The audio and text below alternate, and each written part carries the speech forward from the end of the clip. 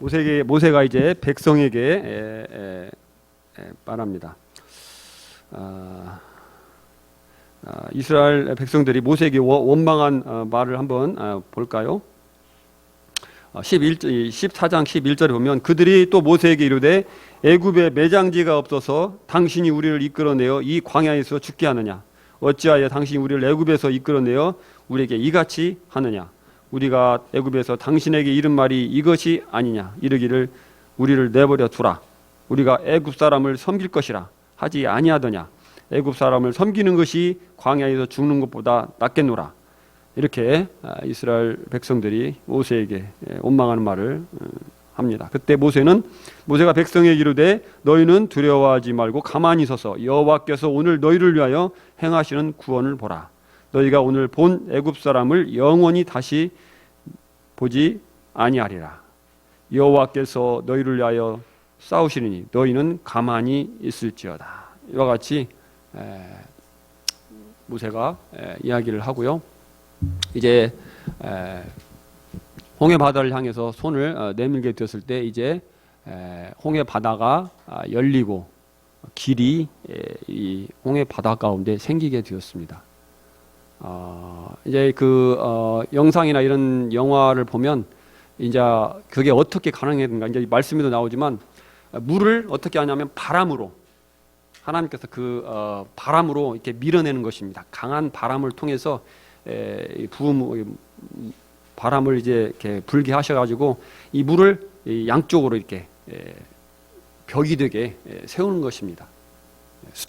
양쪽에 수족관이 있는 것처럼 바람을 강하게 밀어서 이렇게 이런 일들을 행하셨습니다. 바람으로 우리가 행하는 것들이 많이 있잖아요.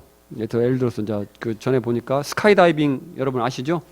스카이다이빙을 이제 비행기를 타고 이렇게 뛰어내리잖아요. 그러면서 이제 이렇게 하늘에 나르면서 이렇게 내려오잖아요. 조절하면서 방향 딱 잡으면서 내려오잖아요. 이동도 하고 그런 것들을 이제 땅에서 연습을 하는데 바람을 강하게 쏘아 올려가지고 사람이 그 위에서 이렇게 뒤집어졌다 엎어졌다 하면서 이렇게 연습하고 노는 모양을 제가 텔레비전에서 본 적이 있습니다. 어쨌든 그 바람의 힘이 굉장히 커가지고 그 바람을 통해서 하나님께서 홍해를 가르셨고요. 이제 홍해를 가르고 이제 이스라엘 백성들은 이제 그곳에 통과를 했습니다. 어린아이, 노인, 또 짐승들 다 수레 뭐 이런 것들 다 가지고 나왔고 보물도 애굽에서 여러 가지 보물들도 가지고 이렇게 나왔잖아요. 그래서 이들을 다 인도해 가지고 이렇게 홍해를 이렇게 건너게 되었고 이제 불기둥으로 이제 하나님께서 이 외국의 군대들이 가까이 하지 못하도록 이스라엘 백성을 해하지 못하도록 이렇게 막으시다가 이제 거의 건너갔을 때 이제 그것을 여셔가지고 쫙 이렇게 이스라엘 백성들을 쫓아오게 되죠. 그랬을 때 하나님께서 다시 물을 제자리로 돌리시게 됩니다. 그랬을 때 이제 애굽의 그 왕과 애굽의 군대는 그 속에서 이제 홍해 바다의 수장이 되었습니다. 그래서 역사적으로 보면 이집트의 왕들은 이게 미라로 해서 왕들을 보존했잖아요. 그때 거기 보면 애굽 왕 홍해에 빠져 죽은 애굽 왕 그리고 그 장자의 심판 때 죽었던 그 아들 같이 이렇게 보존이 되어 있다고 합니다.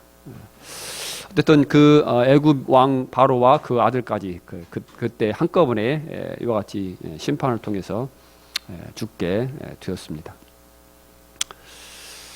이제 그리고 나서 여러분 좀 놀라운 그런 장면을 이스라엘 백성들이 보았습니다.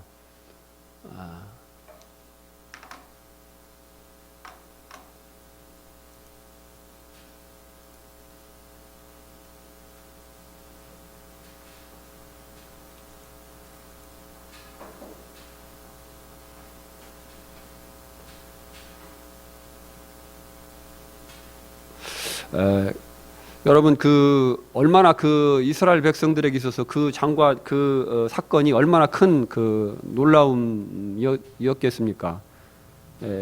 꿈에도 생각지 못했던 그들이 이제 오히려 하나님을 원망하고 우리를 이렇게 애굽에서 끌어내어 가지고 이 광야에서 죽게 하느냐 이렇게 원망하고 사면초가 진퇴양난 그 위험에 있었을 때 하나님께서 우리가 결코 생각지 못했던 그런 방법으로 홍해의 길을 내시고 홍해를 건너게 하셨습니다. 좌우에 물이 벽이 서가지고 그 가운데로 이렇게 통과해서 할 때 이 기적을 본 이스라엘 백성들은 정말 평생 잊지 못하고 그 하나님의 능력과 그 경이로움에 감탄하게 되었을 것입니다. 그래서 이들이 이제 홍해를 건넌 후에 하나님 앞에 정말 찬양을 합니다. 기뻐서 찬양하고 감사하고 이렇게 정말 노래하는 모습을 하나님을 이렇게 예배하는 그런 모습을 말씀 가운데서 볼 수 있습니다. 애굽의 군대는 이제 홍해에 다 수장이 되었습니다. 그들이 이제 결코 이제 이스라엘 백성들을 해할 수 없는 그와 같은 상황이 되어 버렸고요. 그래 이제 그 길을 이제 떠나서 홍해를 건너서 이제 광야길을 가던 중에 이제 그곳은 물이 없습니다. 그래서 우리가 예를 들어서 물을 가지고 와도 물을 이게 무한정 가져올 수가 없잖아요. 먹을 물이 시간이 지나면 떨어질 수밖에 없잖아요. 근데 그곳은 뭐 시냇물이 있는 곳이 아니고 강물도 있는 곳이 아니고 그렇기 때문에 이 광야길로 가다 보니까 이제 물이 없어가지고 사람들이 하나님 앞에 다시 원망하고 불평하고 하는 이와 같은 상황이 되었습니다. 그것이 이스라엘 백성들이 홍해의 기적을 보고 3일 만에 3일 지나서 다시 어려우니까 환경이 어려우니까 형편이 어려우니까 하나님을 다시 원망하게 되는 원망하고 불평하는 그런 모습을 보게 됩니다. 하나님께서 정말 그 하나님께 나아가서 그들의 필요한 것들을 사정을 아뢰고 하나님 앞에 기도하고 이렇게 기다리는 것이 마땅한데 믿고 의지하고 기다리는 게 그러하지 못하고 이스라엘 백성들은 그냥 바로 어려움이 옵니까 얼마 안 돼서 그 놀라운 홍해의 기적을 보고 나서도 3일 만에 다시 하나님의 능력을 믿지 못하고 원망하고 불평하고 하는 그런 모습을 보게 됩니다. 그 가운데 하나님께서 이제 물을 허락하여 주시고 반석을 통해서 물을 주시고 또 하늘에서 만나 양식이 내려오는 그와 같은 기적을 보여주시고 또 고기가 먹고 싶다고 하니까 이제 멀리서 메추라기 떼를 이제 끌고 와가지고 그 이스라엘 백성들이 거하고 있는 진에 이렇게 떨어지게 합니다. 그래서 고기도 먹게 하시고 이렇게 하셨습니다. 남자와 여자, 어린아이까지 노인까지 해서 약 한 200만, 250만이 날마다 먹고 그다음에 마시고 할 그런 물과 음식이 얼마나 많이 필요하겠습니까? 그럼에도 불구하고 하나님께서는 이제 그런 모든 것들을 공급해 주셨습니다. 이제 이스라엘 백성들은 이제 그곳에서 계속 광야 길을 가서 애굽에서 나와서 홍해를 건너서 이제 시내산에 이르게 되었습니다. 시내산에 이르렀을 때 이제 하나님께서 시내산에서 이제 하나님의 법을 주십니다. 여러분 이거 있잖아요. 국가의 3요소가 뭐죠? 국가의 3요소.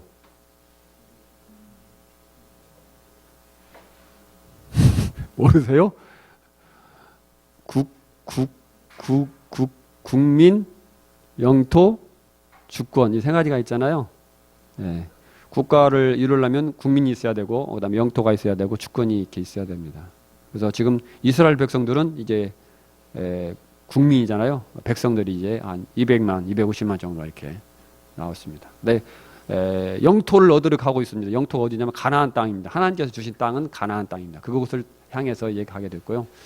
주권, 주권이 필요한데 이제 법이죠. 법, 나라의 어떤 나라를 다스리는 그러한 질서, 법이 있어야 되잖아요. 그래서 그게 바로 이제 주권과 같은 것인데, 하나님께서 이제 이스라엘 백성들이 어떻게 살아가는 것인가 이런 부분들을 신정국가로서 이제 법을 허락해 주십니다. 그것이 십계명인데요. 10가지 계명, 대표적으로 10가지 계명이 있고요. 출애굽기 뭐 이런 데 쭉 읽어보면 십계명 외에도 세세한 그러한 지침들이 이렇게 있습니다. 우리나라도 헌법이 있잖아요. 헌법이 있고 그다음에 법률이 있고, 또 법률 뭐 시행령 뭐 이런 것도 뭐야 이렇게 지방자치단체 뭐 조례 뭐 이런 게 있잖아요. 그죠? 그래서 세세한 지침들이 이렇게 있죠. 그래서 이 중요한 가장 중요한 핵심적인 법으로 해서 10가지의 법, 10계명을 하나님께서 이스라엘 백성들에게 주십니다. 출애굽기 19장 5절 6절에 보시면 하나님께서 이렇게 말씀하셨어요. 너희가 내 말을 잘 듣고 내 언약을 지키면 너희는 모든 민족 중에서 내 소유가 되겠고, 너희가 내게 대하여 제사장 나라가 되며 거룩한 백성이 되리라. 이렇게 말씀을 하시는데요. 내 소유가 되겠고 이런 말은, 이 말씀은 하나님의 말씀, 하나님의 법을 잘 듣고 그 말씀을 잘 지키면 모든 민족 중에서 내 소유가 되겠다 이렇게 말씀하셨는데요. 내 소유라는 것은 왕의 특별한 사랑을 입은 보물 이런 의미가 있습니다. 그래서 하나님께서 아주 귀중하게 여기시는 그러한 진귀한 보배가 될 것이다, 보물이 될 것이다, 이런 의미가 있습니다. 그 다음에로는 이제 그 제사장 나라가 된다고 말씀하셨는데, 이 제사장은 어떤 특권이 있냐면 예배를 드릴 수 있는 특권이 있어요. 하나님 앞에 예배를 드릴 수 있는 특권이 있습니다. 그 다음에 제사장은 어떤 일을 하게 되냐면 사람과 하나님 사이의 중간 역할, 중개자 역할을 하게 됩니다. 예를 들면은 이제 죄인인 사람이 이제 죄를 지어서 하나님 앞에 나갈 수 없게 될 때 제사장이 그를 위해서 제사를 드려줍니다. 죄인을 위해서. 그래서 하나님과 이 죄인 사이를 다시 회복시켜주는, 중간에서 제사를 드리는 그런 역할을 해주는 것이죠. 그래서 하나님과 이 죄인이 다시 이렇게 온전한 관계가 될 수 있도록 이런 역할을 해주는 것이 이 제사장입니다. 우리가 이제 뭐 이 세상에도 보면 중개인이 있잖아요. 이렇게 부동산 매매할 때 이렇게 집을 사는 사람과 파는 사람이 중간 역할을 해주잖아요. 그것처럼 중간 역할을 해주는 그런 것을 말하고요. 그 다음에 이 제사장은 이스라엘 백성에게 있어서 하나님의 말씀을 이렇게 가르치는 그러한 역할을 하게 됩니다. 그래서 하나님께서 이스라엘 백성들을 이제 아브라함을 통해서 택하셨잖아요. 택하셔가지고 이제 하시고자 했던 것은 그들을 제사장 나라로 이렇게 사용하시기를 원했어요. 그게 뭐냐면 하나님 앞에 예배를 드릴 수 있는 그런 특권을 주실 뿐만 아니라 하나님을 모르는 나라, 민족들에게 그 하나님을 소개해주고 하나님 앞에 나올 수 있도록 그 중간 역할을 하는, 우리로 말하면 전도하는 자, 전도자, 이런 역할을 하나님을 믿을 수 있도록 돕는, 또 인도하는 그런 역할을 할 수 있도록 그런 나라가 되게 하시겠다 그러고, 그러면서 이제 하나님 말씀 동일하게 가르치는 것이겠죠. 가르쳐 주는 것이겠죠. 예. 그 다음에 이제 세 번째로 거룩한 백성이 되게 하겠다. 그래서 하나님의 특별한 구별된 선민, 그러한 거룩한 백성이 되게 하시겠다고 이렇게 말씀을 하셨습니다. 이제 성경을 이렇게 읽어보면 이제 하나님께서 시내산에 이제 경계를 정하시고 백성들로 하여금 이제 나오지 못하도록 하고요. 제사장들에게는 몸을 정결케 하고 옷을 빨고 몸을 정결케 하고 여인을 가까이 하지 말라고 이렇게 하면서 이렇게 나오게 하셨습니다. 그리고 그 가운데서 이제 율법을 주셨는데 시내산에서 이제 하나님이 나타나셨어요. 하나님께서 임재하셨어요. 나타나셨는데 그때 상황이 어땠냐면 하늘에서는 이제 번개가 치고요, 불이 보이고요. 그다음에 짙은 구름으로 이렇게 이 산이 이렇게 깔려 있었고요. 그다음에 땅이 흔들렸어요. 이 상황이 우리가 한번 상황을 생각해 보십시오. 그 상황은 상당히 두려운 상황입니다. 여러분 저녁에 저는 어렸을 때 그런 기억이 있는데 새벽녘에 잠을 깼는데 하늘이 찢어질 듯한 그런 번개 소리, 천둥 소리가 이렇게 나는 거예요. 막 그러면서 막 하늘이 쫙쫙 갈라지는 거예요. 창문으로 이렇게 하늘을 쳐다보니까 번개불이 딱 치면서 막 그 불빛이 쫙 갈라지잖아요. 막 하늘에서 쫙 내려오면서 막 쫙 갈라지잖아요. 나무뿌리처럼 이렇게 막 여러 개로 쫙 갈라지잖아요. 그런 현상이면서 막 하늘이 찢어질 듯하게 막 그 천둥 소리가 나고 비가 막 억수같이 이렇게 내리고 어둡고 그런 가운데 있었을 때 상당히 좀 무섭잖아요. 그런 걸 경험하게 되고 또 땅이 흔들리는 거예요. 지진이 하고 땅이 막 이렇게 흔들리는 거예요. 우리가 딛고 있는 땅이 흔들리면 얼마나 무서워요. 이게 지금 어떻게 될지 모르잖아요. 막 땅이 우는 소리 같이 나면서 막 땅이 흔들리고 막 움직이고 막 이렇게 되면 갈라지고 뭐 얼마나 이게 두렵습니까? 그런 어두움이 있고 그다음에 번개가 치고 번개가 있고 그다음에 불이 있고 그다음에 짙은 어둠 구름이 이렇게 끼어 있고 요 같은 상황이었습니다. 그래서 이스라엘 백성들이 두려워서 이렇게 떨었어요. 가까이 가기를 굉장히 두려워했고 또 하나님께서 말씀하시기를 하나님께서 그 시내산을 정하시고 그 주위에 경계를 정하셨습니다. 경계를 정하셔가지고 가까이 하지 못하도록 이렇게 미리 경계를 모세를 통해서 해 주셨어요. 왜 그러냐면 사람이나 동물이나 죽음을 면치 못하리라 같이 말씀하셨습니다.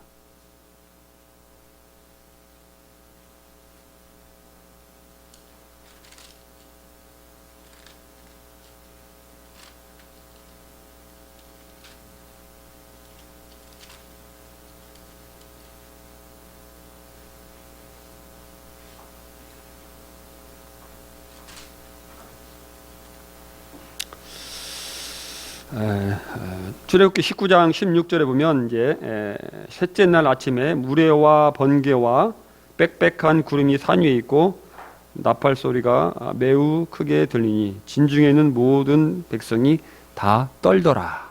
이와 같이 말씀하고 있습니다.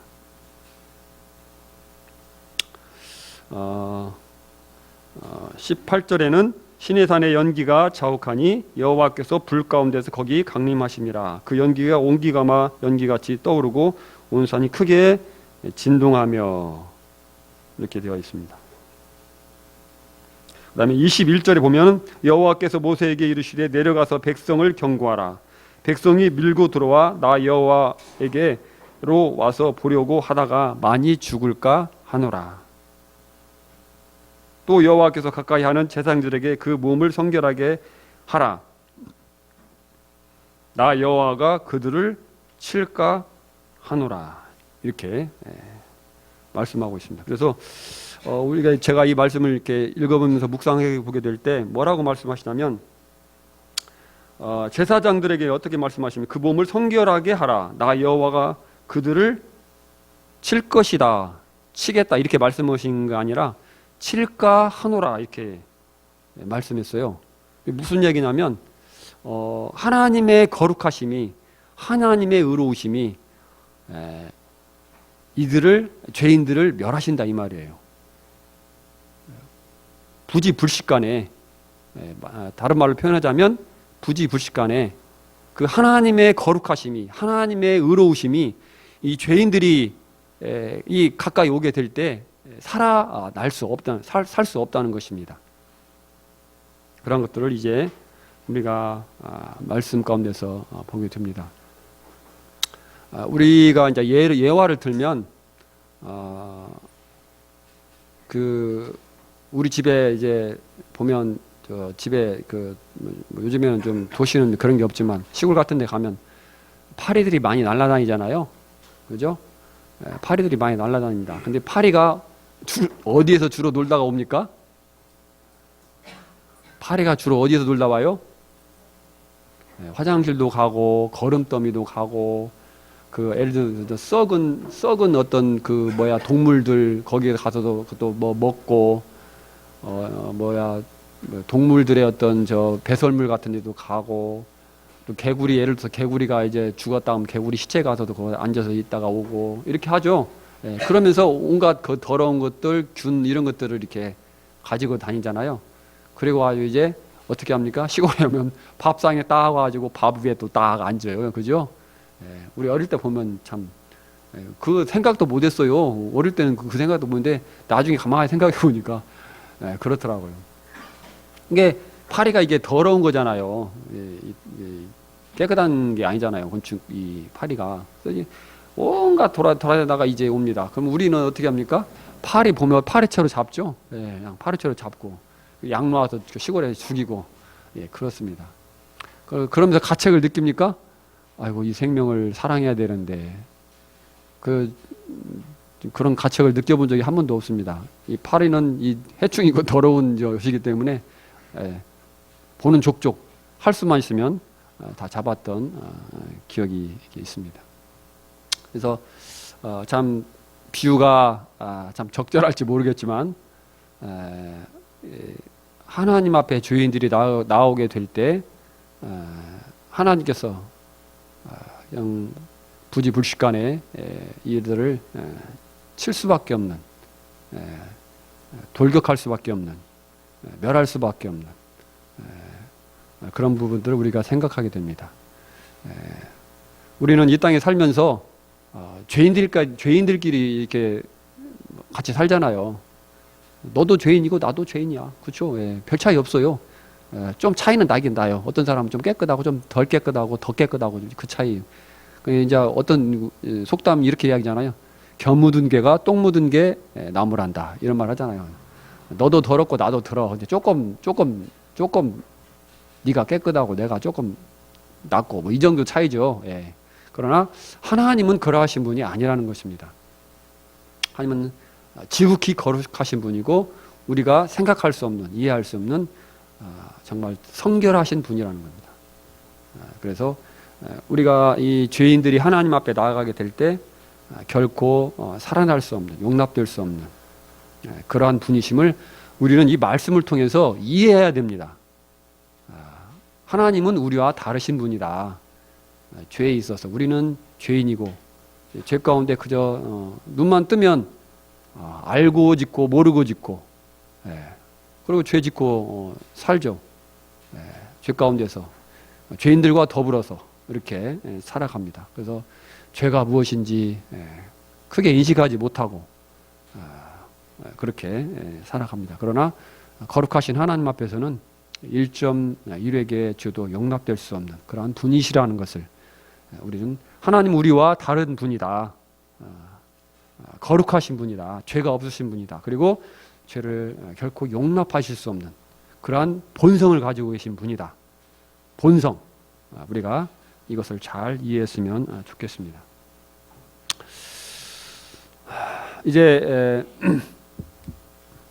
이스라엘 백성들은 이제 모세를 통해서 율법을 가르쳐 주었을 때 뭐라고 하냐면 우리가 다 지켜 행하리이다. 이와 같이 대답을 했습니다.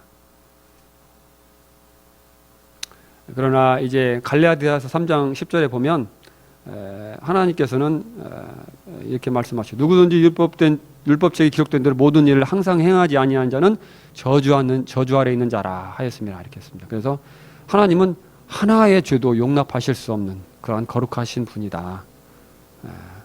우리가 어떤 우리의 선행으로 우리의 깨끗한 것으로 하나님 앞에 선한 것으로 나갈 수 없다. 한 개라도 하나라도 발견이 되면 그것은 모두 다 범한 사람하고 차이가 없다는 것입니다. 결국은. 그래서 율법을 다 지키다가 하나를 범하면 모두 범한 자가 되나니 그렇게 되어 있습니다. 간음하지 말라 하시니까 또한 살인하지 말라 하셨은즉 내가 비록 간음하지 아니할지라도 살인하게 되면 율법을 범한 자가 된다. 이와 같이 말씀하셨습니다. 10가지 계명에 대해서 살펴보도록 하겠습니다. 첫 번째 계명은 나의 다른 신을 내게 두지 말라 이렇게 말씀하셨습니다. 하나님은 유일하신 분이십니다. 우리를 지으신 분이시고 우리에게 필요한 모든 것들을 공급해 주신 하나님이십니다. 우리가 살고 있는 이 지구 외에는 사람이 살 수 있는 곳이 없습니다. 뭐 사람들이 뭐 우주선을 타고 뭐 다른 행성을 찾고 난리를 법석을 치우지만 천만의 말씀이 없어요. 백날 천날 찾아봤자 없습니다. 안 믿는 사람은 찾고 있잖아요. 다른 행성 가서 산다고 그죠? 없어요. 네. 하나님께서 오직 우리가 살고 있는 이 지구에만 사람이 거하실 수 있도록 해주셨습니다. 그래서 우리에게 생명을 주시고 우리가 살 수 있는 모든 것을 주신 하나님이기 때문에 우리는 그분에게 마땅한 경배를 돌려야 합니다. 내 생명이 어디에서 왔습니까? 우리 부모님에서 왔습니까? 맞습니다. 우리 부모님을 통해서 왔습니다. 그러나 부모님이 주신 것은 아닙니다. 저도 부모님이 계시고 저에게도 자식이 있지만 부모가 자식을 마음대로 낳고 마음대로 생산하는 건 아닙니다. 생명은 오직 하나님께 속해 있습니다. 그래서 생명의 근원 되신 하나님을 우리는 알고 그분의 이름에 합당한 경배를 돌려야 마땅한 것입니다. 우리를 낳아준 부모님, 우리를 양육하신 부모님을 우리가 평생 존경하고 늙으면 돌봐드리고 이렇게 섬겨야 되듯이 우리의 창조의 하나님, 아버지이신 하나님을 더욱 섬겨야 될 것입니다. 그래서 하나님 외에 다른 신을 내게 두지 말라 이렇게 말씀하셨습니다. 그것은 하나님 앞에 돌려야 할 경배를 마땅히 돌려야 될 경배를 돌리고 그분을 섬겨야 된다 이 말씀입니다. 하나님만이 나의 필요를 채우시는 유일하신 분이시다. 그분을 믿고 의지하면서 살아가야 된다 이 말씀이고요. 그 다음에 우리 마음에는 사람의 마음에는 왕의 보좌가 있어요. 각 국가에는 임금이 있고 대통령이 있고 왕이 있듯이 통치자가 있듯이 우리 마음에는 모든 사람의 마음에는 왕의 보좌가 있습니다. 그 보좌에 하나님을 모셔야 된다는 것입니다. 다른 부처나 다른 마호메트나 다른 돈이나 명예나 지위나 쾌락이나 내 자신이 거기 딱 앉아가지고 내가 내 삶의 주인이다 이렇게 주장하는 것이 아니라 그 자리에 하나님을 모시고 하나님 당신은 나의 주인이십니다. 나의 왕이십니다. 이렇게 하고 주님을 섬겨야 된다는 것입니다. 그런 의미를 가지고 있습니다. 나 외에 다른 신을 내게 두지 말라 이렇게 말씀하셨습니다. 나는 여호와라 나 외에 다른 이가 없나니 나밖에 신이 없느니라. 다른 신을 섬기는 자는 돌로 쳐 죽이라. 이렇게 신명기 17장에 기록이 되어 있습니다. 무섭죠? 다른 신을 섬기는 자는 돌로 쳐 죽이라. 하나님의 명령입니다. 이게 도리라는 것입니다. 하나님 외에 나에게는 다른 이가 없나니. 나밖에 신이 없느니라. 두 번째, 너를 위하여 새긴 우상을 만들지 말고 위로 하늘에 있는 것이나 아래 땅에 있는 것이나 땅 아래 물속에 있는 것에 어떤 형상도 만들지 말고 그것에 절하지 말며. 이번 두 번째 계명은요, 우상을 만드는데 우상을 만들지 말라의 두 번째 계명은요. 근데 우상을 만드는 이유가 뭐냐면 너를 위하여입니다. 너를 위하여. 결국은 무슨 이야기냐면 사람들이 우상을 섬깁니다. 천지신명께 비나이다 정화서 떠놓고 빌죠. 뭘 위해서 빕니까? 내 자식 잘 되게 해놓고 취직하게 해주고 건강해주고 우리 집 잘 되게 해주고 막 이렇게 빌죠. 누굴 위해서 빕니까? 자기를 위해서 빌죠. 그래서 이제 안 들어주면 어떻게 합니까? 신을 바꾸죠. 신을 바꿉니다. 다시 절에 가서 또 해보고 이렇게 바꿔봅니다. 누구를 위해서 그런 겁니까? 나를 위해서 그런 것이죠. 그래서 우상을 만드는 이유는 뭐냐면 나라는 것입니다. 그래서 우상보다 내가 더 높이 있는 거죠. 우상을 위해서 내가 존재하는 것이 아니라 나를 위해서 우상이 존재하는 거잖아요. 그죠? 그래서 하나님을 섬길 때에도 나를 위해서 하나님을 섬기면 그건 우상숭배예요. 똑같은 우상숭배입니다. 하나님이 더 높으신 분이고 나는 마땅히 하나님을 섬겨야 할 분인데 내가 존재하니까 하나님이 있는 것이다. 내가 잘 되기 위해서 하나님을 섬긴다. 이것은 하나님을 우상처럼 섬기는 것입니다. 잘못된 신앙입니다. 성경은 분명히 그렇게 말씀하고 있습니다. 하나님 외에 다른 것을 믿고 의지하고 그것에 의지하여서 소원을 빌고 이렇게 그러잖아요. 이것이 우상 숭배입니다. 절에 가면 부처상, 그다음에 성당에 가면 마리아상, 또 예수님상 이런 거 있죠. 그다음에 점을 치고 점장한테 가서 점을 치고 운세를 이렇게 하고 보면 나오잖아. 인터넷에도 오늘의 운세 이런 거 있잖아요. 이런 것도 이게 우상 숭배입니다. 하나님을 의지하지 않고 자기를 위해서 행하는 거. 그리고 우상은 또 다른 말로 하면 하나님보다 더 사랑하는 것은 우상이라고 말씀하고 있습니다.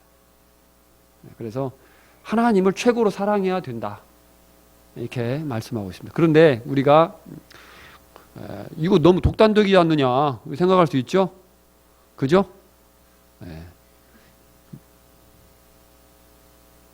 지호 친구? 그래요, 안 그래요? 독단적이죠? 그렇게 생각할 수 있습니다. 그러나 우리가 하나님을 바로 섬기면 하나님이 모든 것을 주십니다. 그래요. 첫 번째 잔추가 잘못 끼워지면 어떻게 됩니까? 밑에 두 번째 잔추부터 다 엉망이 되잖아요. 다 틀어지잖아요. 그래갖고 전체가 다 엉망이 되죠. 그죠? 그러나 와이셔츠에서 첫 번째 단추를 올바로 끼웠을 때 비로소 두 번째 이하의 단추들도 올바르게 끼워질 수 있는 것입니다. 그래서 우리가 하나님을 잘 섬기면 모든 것이 정상으로 되어집니다. 하나님을 믿는다고 하면서 막 잘못하는 사람들이 있잖아요. 그건 하나님을 잘 못 섬기기 때문에 그래요. 제대로 성경을 제대로 알지 못하고 하나님 말씀대로 하지 않기 때문에 그렇습니다.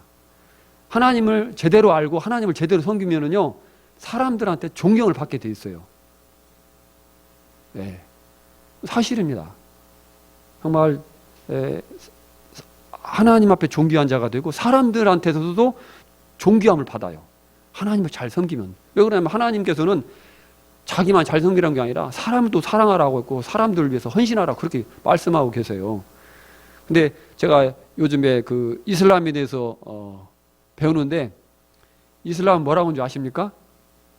이슬람 알라를 섬기는 사람들은 잘 대해주고 이렇게 하고 다른 종교를 섬긴 사람은 미워하고 죽이라 이렇게 돼 있어요. 경전에 꾸란이라는 경전에 그렇게 돼 있어요. 무서운 종교더라고요. 불교는 그렇게 얘기 안 하거든요. 불교는 근데 이 이슬람은 정말 악랄한 종교더라고요. 네, 하나님을 믿지 않는 자라도 선행을 해주라 이렇게 우리에게 말씀합니다.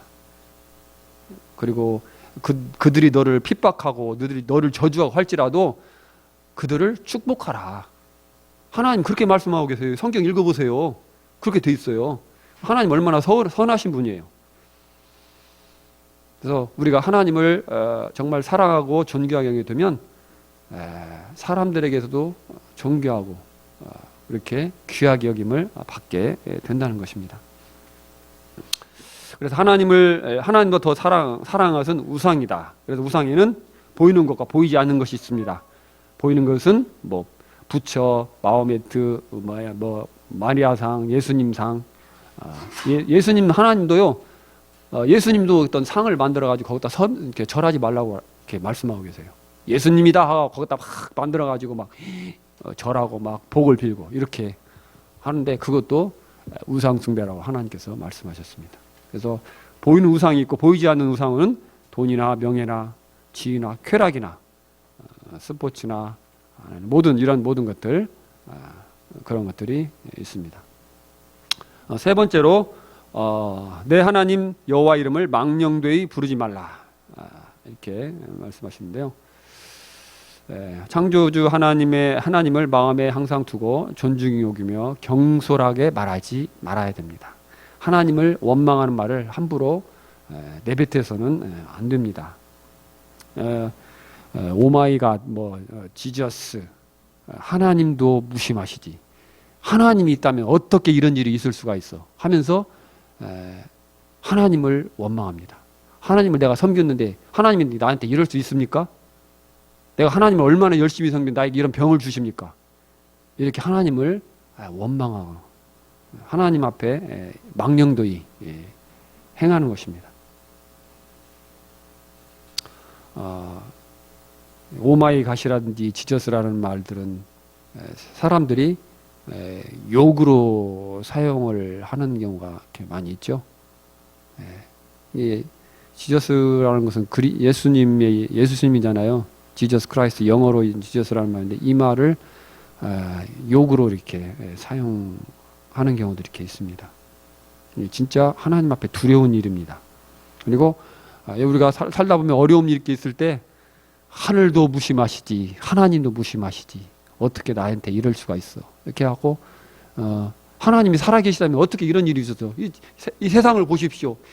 그 죄악이 관영하고 사람들이 저 악락한 사람들이 다 선한 사람들 죽여도 왜 벌을 내리지 않습니까? 하면서 하나님을 원망을 이렇게 하죠. 저도 어렸을 때 그랬어요. 근데 성경을 읽어보니까 몰라서 그래요. 성경을 읽어보니까 그게 아니에요. 그렇게 세상이 되어진 것은 하나님 잘못이 아니더라고요. 사람들이 그렇게 한 거예요. 우리 조상들이 그렇게 한 거예요. 아담이 죄를 지어가지고 우리 조상 첫사람 조상이 아담이 죄를 지어가지고 우리가 죄인이 되었잖아요. 하나님이 그게 시킨 게 아니라고요. 자유의지로 그렇게 했지.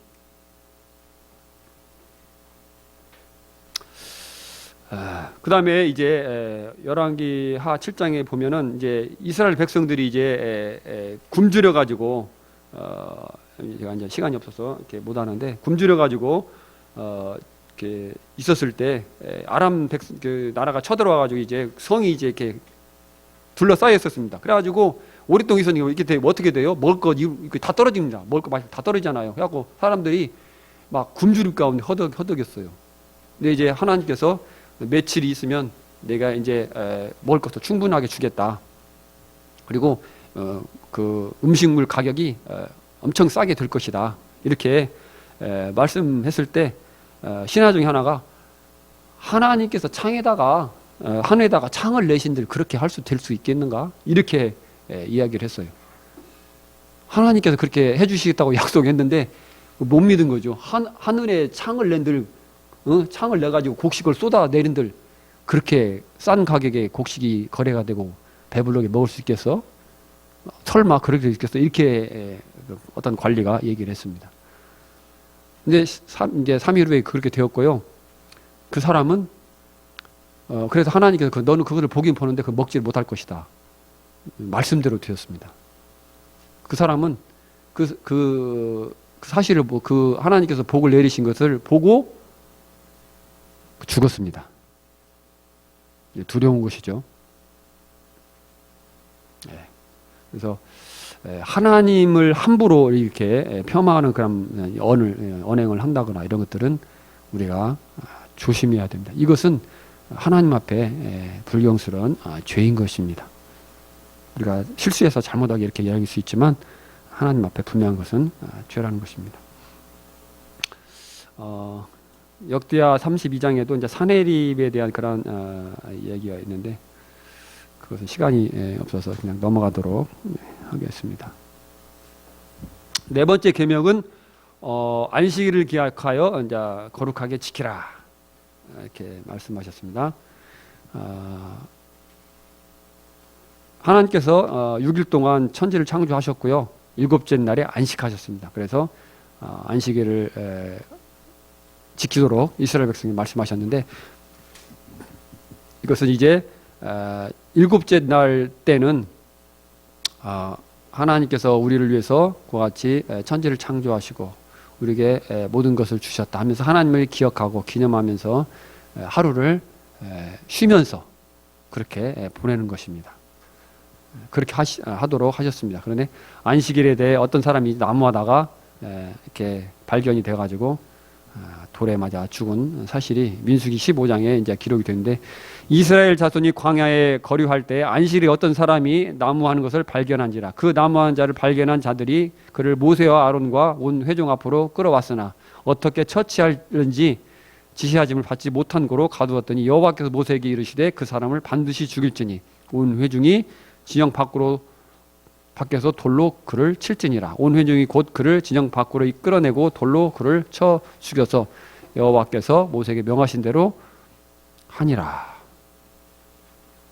두렵죠. 오늘날엔 이렇게 하지 않잖아요. 그러나 하나님의 법에 의하면 이렇다는 것입니다. 그래서 우리가 지금으로 따지면 주일이라고 생각할 수 있죠. 요즘에 이제 5일 근무 하시는 분도 있고 6일 근무 하시는 분도 있고 그렇잖아요. 그래서 일요일 날은 이제 되게 쉬잖아요. 근데 지금으로 하면 일요일 날. 그래서 뭐 사람들 이런 말도 하는 주일 성수 이런 말 하잖아요. 그죠? 그래서 주일은 이게 와서 예배당에 와서 예배를 드리고 정말 성도들과 함께 교제하면서 하나님을 기억하고 생각하면서 감사하면서 이렇게 하나님의 영광을 위해서 하루를 보내는 그런 것을 말하는 것입니다. 그래서 안식일을 매주마다 지키도록 이렇게 되어 있습니다. 그 다음에 다섯 번째 계명은 내 부모를 공경하라. 부모님이 나에게 잘할 때에만 나를 낳아주시고 나를 양육하시고 이렇게 부모의 도리를 다 한 경우에만 공경하라는 말이 아니고 부모이기 때문에 공경하라 이런 말씀입니다. 부모님도 우리가 잘못할 수 있습니다. 그죠? 여기 부모님 되신 분 계시지만 또 여기 아직 부모가 안 된 분들 있죠? 여러분도 이제 커 보세요. 지금 부모님에게 불만 같은 거 있죠? 그죠? 근데 여러분도 커서 부모가 돼 보세요. 여러분도 사람은 다 연약한 존재입니다. 실수할 수 있고 잘못할 수 있어요. 그래서 어른이라고 해서 잘못을 안 하네. 어른이 어떻게 그럴 수가 있어? 애들도 아니고 그렇게 얘기할 수 있는데 어른이 아이들보다는 낫지만 어른도 사람이에요. 또 실수할 수 있고 잘못할 수 있어요. 그래서 우리가 부모님을 공경하라. 내 부모를 공경하라 이렇게 말씀하고 좋고 나쁨을 떠나서 공경해야 됩니다. 부모에게 함부로 대들고 반항하고 어떤 경우는 부모한테 욕하면서 달라드는 사람도 있죠. 그런 사람은 성경에 보면 돌 쳐 죽이라고 돼 있어요. 부모에게 욕하는 자, 부모 앞에서 욕하는 사람 있어요. 요새 많아요. 그런 사람들. 엄마가 나한테 뭐 좀 해준 게 뭐가 있어? 아빠가 나한테 해준 게 뭐가 있어? 이렇게 좀 똑바로 뜨고 달라들면서 부모의 마음을 아프게 하는 거죠. 그렇게 하면 부모들이 너도 자식 키워봐라 이렇게 이야기합니다. 너도 자식 키워봐라. 그때 가면 너도 이제 심정을 알게 될 것이다. 이야기하죠.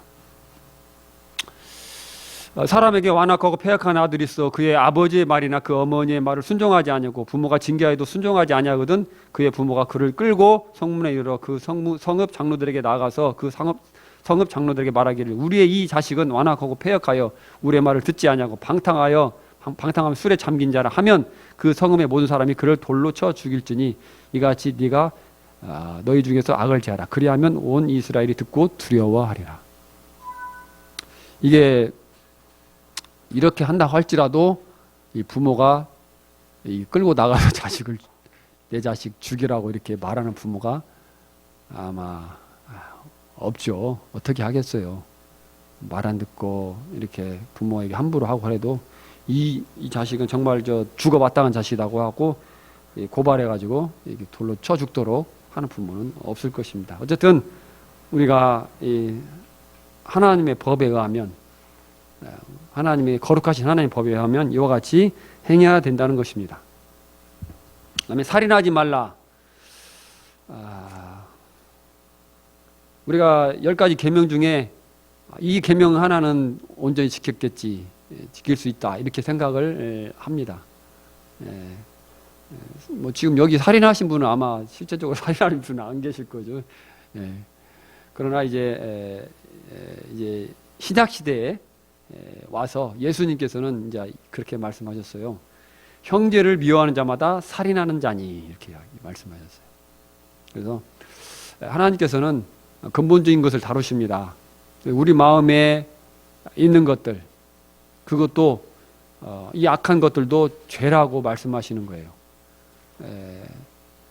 사람의 죄악이 어디에서 나옵니까? 어디에서 시작됩니까? 마음에서 시작되죠. 마음에서 시작됩니다. 미움이 싹트고 이렇게 막 분노가 싹트고 하면서 그 미움이 이제 쌓이고 못 참게 되면 어떻게 됩니까? 살인까지 가게 되는 것이죠. 그래서 이 거룩하신 하나님까지 보실 때는 미워하는 것도 살인에 해당하는 것이다. 옛사람에게 말한 바 살인하지 말라. 누구든지 살인하면 심판을 받게 되리라 하였다는 것을 너희가 들었으나 나는 너희에게 이르노니 형제에게 노하는 자마다 심판을 받게 되고 형제에 대하여 라가라 하는 자는 공회에 잡혀가게 되고 미련한 놈이라 하는 자는 지옥불에 들어가게 되리라. 라가라는 것은 이제 멍청한 놈, 이 멍청이. 형제들 우리 어릴 때 많이 싸우죠. 동생 형하고 많이 싸우잖아요. 터닥터닥 싸우고 막 욕도 하고 막 이 멍청아 이렇게 하면서 하잖아요. 이런 사람들도 심판을 받게 되고 법정에 끌려가게 된다는 것입니다. 그리고 지옥불에 들어가게 된다는 것입니다. 그다음에 7번째 간음하지 말라. 요새는 참으로 이 하나님의 말씀대로 죄를 죄로 여기지 않는 세상이 되어 가고 있죠. 계속 더 심화되고 있죠. 그래서 결혼하지 않은 사람들이 이제 성관계를 갖는 것을 둘이 마음이 맞아서 하는데 뭐가 문제가 있어 이렇게 이야기하죠. 그러나 하나님은 그걸 보십니다. 사람은 못 보고 요새 보면 있잖아요. 먼텔 그 숙소 여관 이름이 생각이 안 나는데 무인텔. 사람도 없이 이렇게 해가지고 이렇게 결제하고 이렇게 들어가서 주차장도 보면은요 이렇게 착 휘어져 있어요. 차량을 어떻게 합니까? 짙게 썬팅을 탁 하죠. 그래서 아무도 모르게 그러게 싹 들어가서 이렇게 즐기고 이렇게 나오죠. 사람 보지 않고 얼마나 좋습니까? 죄짓기 좋죠. 그런 세상이 됐죠. 그러나 사람은 안 봐도 하나님은 다 보고 계십니다. 위에서 다 보고 계십니다. 무슨 일을 하고 있는지 다 보고 계시죠. 그래서 혼전의 성관계, 이것은 간음죄에 해당합니다. 결혼하지 않은 남녀가 성관계를 갖는 것은 이건 간음죄입니다. 그리고 배우자 외에, 결혼하고 나서 배우자 외에 다른 남성이나 여성하고 성관계를 갖는 것도 간음죄입니다. 그리고 하나님께서는 이혼하는 것도 간음죄라고 말씀하셨습니다. 특별한 합당한 사유 없이 성격이 안 맞아서 결혼할 때 그렇잖아요. 기쁠 때나 슬플 때나 건강할 때나 아플 때나 이렇게 하겠다고 사랑하겠느뇨? 그러면 예! 그 대답을 꿀떡같이 하잖아요. 그리고 얼마 못 가서 그냥 이혼하잖아요. 원수처럼 됩니다. 그냥 그때는 막 죽어서 그냥 죽도록 사랑 하는데 얼마 못 가서 몇 년 못 가서 이번에 송혜교 송중기 그 부부도 이혼했잖아요. 이혼했나요? 선남 선녀 해가지고 그렇게 몇 년 못 가서 이렇게 참 되죠. 사람이 참 어떤 존재인가 생각하게 됩니다. 합당한 이유 없이 성격이 안 맞아서 못 살겠네. 이렇게 이혼하는 것, 이것도 하나님 앞에 죄악입니다. 그리고 생각으로 음란한 생각을 품는 것도 마음에 죄악을 품는 것도 죄라고 주님께서 말씀하고 합니다. 난 너에게 이르노니 음욕을 품고 여자를 보는 자마다 마음에 이미 간음하였느니라. 이렇게 말씀하십니다.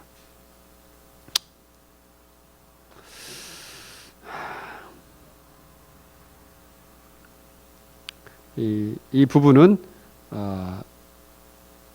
생리적으로도 이 중학교, 고등학교 시절에 참 지키기 힘든 그러한 계명인 것을 보게 됩니다. 정욕이 끓듯 올라와 가지고 참 참을 수 없는 그런 모습들을 생각하게 됩니다. 도둑질하지 말라. 자기의 소유가 아닌 것을 훔치는 것이 도둑질이잖아요. 그리고 하나님께서 탐심은 우상 숭배라고 또 말씀하셨습니다. 우리가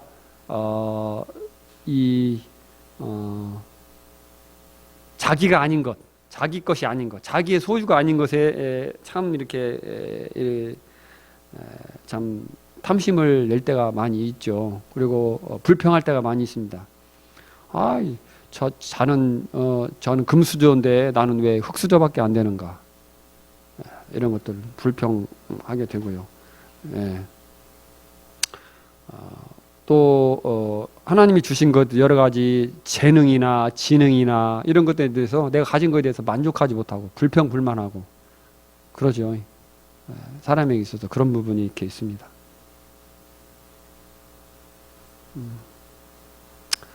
사람이 어찌 하나님의 것을 도둑질하겠느냐. 그러나 너희는 나의 것을 도둑질하고도 말하기 우리가 어떻게 주의 것을 도둑질하였나이까 하는다. 이는 곧 11조와 봉헌물이라. 그래서 하나님 앞에 우리가 11조를 드려야 될 헌물을 드려야 될 책임이 있어요.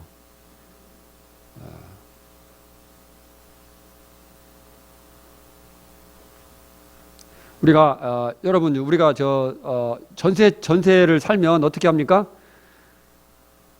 전세 사골세를 내야 되잖아요. 집에 살면서. 그죠? 그 세를 냅니다. 그죠? 그 마찬가지로 이 교회에도 하나님 앞에 11조를 헌금을 드려야 할 책임이 성도들에게 있습니다. 그래서 하나님의 집에 필요한 것들을 유지하기 위해서 이것들이 쓰여집니다. 도둑질하지 말라 하는 불렸고요. 그냥 거짓 증거하지 말라, 거짓말하지 말라. 우리가 이제 제일 많이 하는 죄 중에 거짓말이 제일 많죠. 10가지 계명이 있는데 거짓말이 많습니다. 알고 짓고 모르고 짓고 자기도 모르게 거짓말하고 그 선의의 거짓말. 밥 먹었어? 그러면 얘기했는데 안 먹었는데 먹었다고 해줘야 잖아요. 그 미안하니 그러면 또 이렇게 뭐 어려우니까 그래서 선의의 거짓말도 하기도 하고 또 어쩔 수 없이 거짓말 형편상 하기도 하고 그 다음에 습관적으로 하기도 하고 어쨌든 이 거짓말 이 어린아이들이 거짓말을 하는 거 보면은 참 이 사람이 죄인이다는 것을 확실하게 이렇게 볼 수 있어요. 이 말 하기 시작하는 애들 있잖아. 이제 돌 지나고 이제 1살, 2살 이렇게 돼요. 2살, 3살 되어가는 아이들 이렇게 보면 이 거짓말을 가르쳐 주지도 않은데 어떻게 이렇게 잘합니다.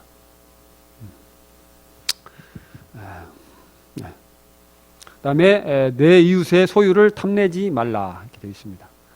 자기의 것이 아닌 다른 사람의 것을 갖고 싶어하는 것. 내 이웃의 소유를 탐내지 말라. 하나님이 나에게 주신 것 이것에 만족하지 못하고 탐심하고 탐심을 가지고 시기하고 자기 것에 대해서 불만족하고 그것을 통해서 부모를 원망하기도 하고 화를 내기도 하고 또 가진 것처럼 자기가 없는데 막 가진 것처럼 허세를 부리기도 하잖아요. 사람들이 이런 모든 것들이 내 이웃의 소유를 탐내는 것입니다. 어때요? 여러분들 지금까지 이렇게 이 죄에 대해서 쭉 10계명이 기록된 죄에 대해서 쭉 설명을 해드렸는데 여러분 자신을 볼 때 어떻습니까? 이 중에서 한 가지라도 지킨 것이 있습니까? 온전하게? 이 중에 한 가지라도 이것은 내가 태어날 때부터 지금까지 확실하게 지켰다. 한 번도 어기지 않았다. 그런 것이 있습니까? 그래서 율법은 우리를 하여금 우리가 죄인인 것을 깨닫게 줍니다. 하나님은 거룩하신 분이고 거룩하신 분 앞에 우리가 가게 될 때는 죄가 있는 채로는 하나님 앞에 갈 수가 없다는 것을 하나님께서는 우리에게 가르쳐 주시는 것입니다.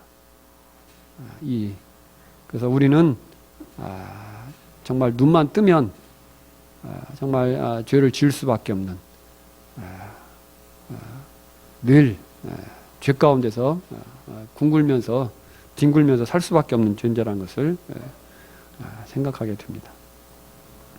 하나님께서 율법을 주신 목적은 모든 사람이 죄인이며 선행으로 하나님 앞에 받아들여질 수 없음을 깨닫게 하기 위해서 하신 것입니다. 여기 이제 그림에 보시면 어떻습니까? 선한 행위가 막 쌓여 있잖아요. 그래서 모든